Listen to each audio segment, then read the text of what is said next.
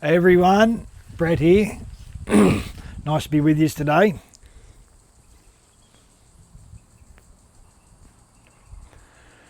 So, I got asked another question, and the question was, how do I stay true to myself when life's pulling me in different directions? It's a great question.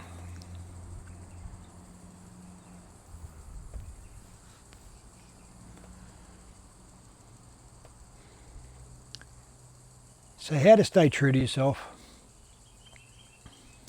Really, it really depends on which self you're talking about. Many versions of us, depending on what we're connecting to, determined by our energy state. And so for me, how to stay true to myself, firstly I ask what aspect of myself is it that I'm talking about? Because there's my ego and that aspect of myself that has a certain value of truth, a certain way of thinking and feeling and being. Then there's another aspect of me that's much vaster, that has a different set of rules, that doesn't, it's not confined to the same thinking patterns as that. Inside different roles, we have different values of truth. So how do I, for an example, for me, as a father, as a role as a father, I've got 4 children, and they're with me quite a bit of the time, and I love the time with them. He's one of them now. And but there's certain rules as a father, and there's certain values of truth. And inside different roles, that will be different. So let's look at this. Let's look at it from the level of energy that we're playing at. In the ego, the small aspect of ourselves, it's going to be around survival, fitting in, being liked, trying to protect a certain identity. I played a role for a very long time, and at that stage in my life, that was true to me, and I played it full out, all in. It wasn't a general role of the culture. It was, I was heavily involved in crime and chaos, destruction for most of my adult life, nearly 2 decades. And I was all in that. And so that all in, and the not really caring whether I lived or died or went to jail for the rest of my life, at that time served me in that role. It allowed me to fulfill that role very effectively at the time. That was a value of truth for me then. And I lived that. That was inside a certain parameter, a certain value of truth, a certain belief system, a certain way of thinking and feeling. And I wasn't able to see outside of that at the time. And it was chaotic, and it was destructive and self-destructive. I embraced it and I lived it at that level. I went through a transformation, and, excuse me for a second, not at the moment. Not at the moment. There you go. And I went through a transformation, and it wasn't an easy transformation. It was a wild transformation. Going from this character, this person that I tell you about, who I say was me. That was being true to myself then and there. Things happened. Firstly, I became a father. When I found out that I was going to be a father, things changed instantly for me. My mindset shifted then and there, because I suddenly had to care about myself to care about someone else, because I had someone else who was going to rely on me. So that shifted instantaneously. A lot of changes still need to happen from there. But, I never touched drugs from that day on. I was still involved in the crime and that world. but something in me shifted, and I had started the process of change. It wasn't as easy as just clicking your fingers. So from there I got involved in personal development. I started to get involved in different things that were totally outside of this reality.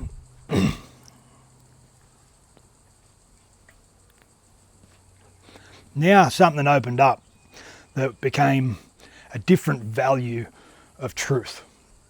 I started to see different possibilities that I couldn't see before. They weren't even in my sphere of reality. You know, I was this person, that was life, and you know what, I was either going to die or go to jail for the rest of my life. I'd accepted that fate. I honestly had. And the energy that I lived that with was that was going to be the outcome. There's no two ways about that, but I'd accepted that. It allowed me to play all in that domain of life for that period of time. Then moving into this new way, a new way of seeing things, still back and forth, you know, because you've got 1 foot in here, 1 foot here, trying to balance, trying to work out. You know you want to go here because it's new and it's something different, and there's an openness to it. But this is what I know. This is who I am. This is what I know. You can get pulled back into that, roll around in that for a while longer, come back here, back and forth, and until life tests you. You know, life will test that because it rewards all in. No matter where you're at, what level you're at, where you're playing. Here I was all in, and I was getting more of that. Here I'm uncertain. I know it's where I need to go, but I can't sustain it. I have moments of this momentum and this energy and impact and start to move in this direction, and then it's like whoosh, you get sucked back in because you just don't have the capacity, you know. So this was a stage for me that I went through, and then I was building foundations in this new way of thinking and feeling. You start to get ridiculed or condemned to start with. You know, I kept it pretty private, but then when I sort of made it public, it started to upset some people because people knew me as this, and I knew me as that. So now I'm in the personal development space. I've started to get into now going from personal development to spiritual development, a healing space and consciousness. It was out of my realm of possibility of consideration before. And I start to go public with it. It causes all sorts of waves from everyone, especially people from my past that I was involved in the other world. So, you know, and then there's all sorts of issues and dramas that came with that. But I got through that, and I continued in this way. It was back and forth for a while until I was able to stabilize here and realize a new reality, a new value of truth, a new realization. And that keeps expanding. But now to me, this reality is not me. It's not me. It was a role I was playing at the time. The transformation and the personal development, that's not me. It was another role. The spiritual development, that's not me either. It's just another aspect, another role. But they're all evolving as we go along. And this is it. It's a continual growth, a continual evolution. But the true us, this authentic true us that everyone talks about, is the essence of who we are beyond any conditioning. So there's no question there. There's no concern for what others might think, for how we respond. It's a space. The way I see it, it's a space within our field, a certain quality of energy, and we access that.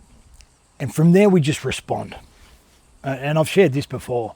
And that's how we actually stay aligned with truth. It probably isn't the truth of who you think you are, because who you think you are is still your patterns and beliefs, generally speaking. Even if you're highly evolved, more conscious, there's still going to be an aspect of you that needs to fit into a container. It's gone out. The true self isn't containable. And I don't know if it is sustainable, to tell you the truth. At the moment, I haven't, I can only talk from my own personal experience, and I experience this at times, and it's rich, and there's just a truth to it. And I feel that I'm becoming to live that more and more each day, each moment of each day. But there's certain parts of me that get activated. There's certain parts of me that want to fit in at times. Not very often these days. But the truth, we need to ask us, the question is, ask yourself,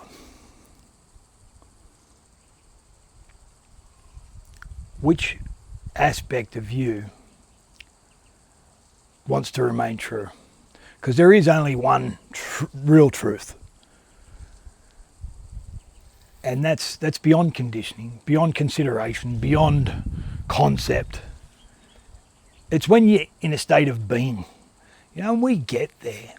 At times it's through substances. Like I believe that at times, back in the day when I was using substance heavily, that it also too allowed me to move past the boundaries of the mind, even though it became intoxicated and toxic as well.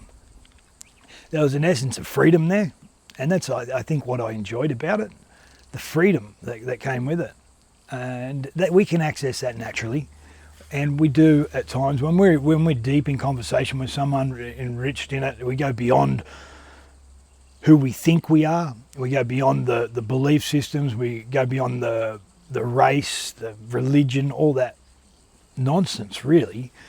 And we see people as a soul, and we connect with that. And there's a field that builds around that, and that's truth. That's real right there.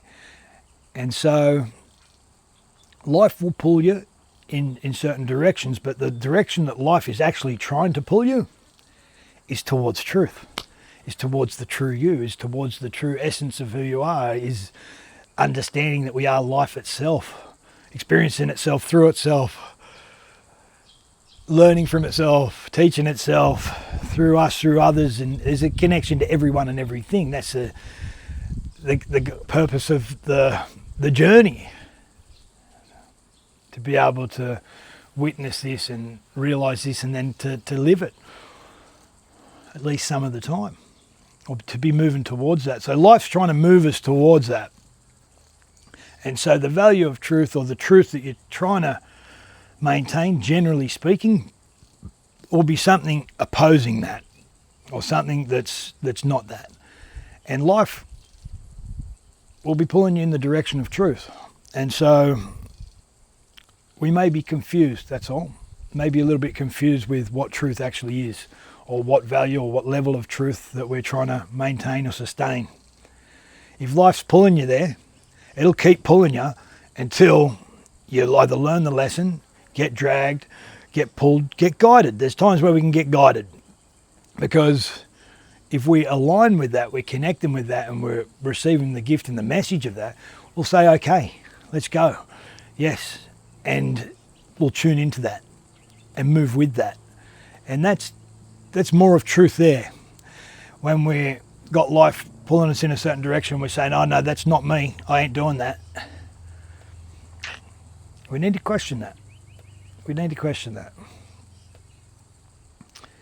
Anyway, it's a bit of a long-winded answer. My cigar's gone out, so I got to go. My lighter's over there. Much love.